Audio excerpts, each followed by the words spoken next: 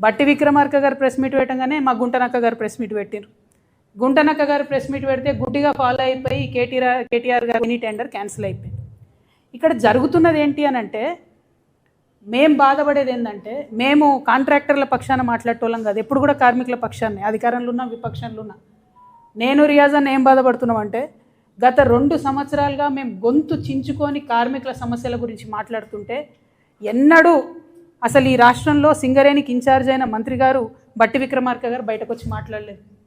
ఎన్నడూ కార్మికులకు ఎంత అన్యాయం జరిగినా, మెడికల్ బోర్డు పెట్టకపోయినా, ఇంటర్నల్ ప్రమోషన్ లేకపోయినా, 100 అన్యాయాలు జరిగినా కూడా బీఆర్ఎస్ పార్టీ ఎప్పుడు వచ్చి మాట్లాడలేదు.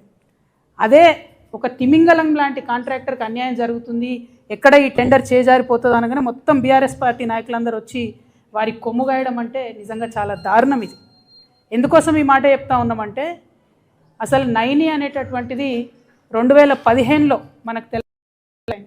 అంతకుముందు అది గుజరాత్కు ఉండే. నైని అనేది ఒరిస్సాలో ఉంటుంది మైన్, కోల్ మైన్. అది మొదలు గుజరాత్కు ఉండే. అప్పుడు గుజరాత్లో ఉన్నప్పుడు అదాని గారు టెండర్ చేస్తే కోర్టులో ఆ టెండర్స్ క్యాన్సిల్ అయినాయి. దేశవ్యాప్తంగా ఉన్న బొగ్గు స్కామ్లో భాగంగా క్యాన్సిల్ అయిన టెండర్లో ఈ టెండర్ కూడా క్యాన్సిల్ అయింది. అయిపోయిన తర్వాత తెలంగాణ రాష్ట్రం ఏర్పడ్డాక 2015లో Naini tender, Naini coal block తెలంగాణకు అలకేట్ అయింది. తెలంగాణకు 2015లో అలకేట్ అయితే 2021లో ఇక్కడ మళ్ళీ బిడ్డింగ్ జరిగింది నైనికి.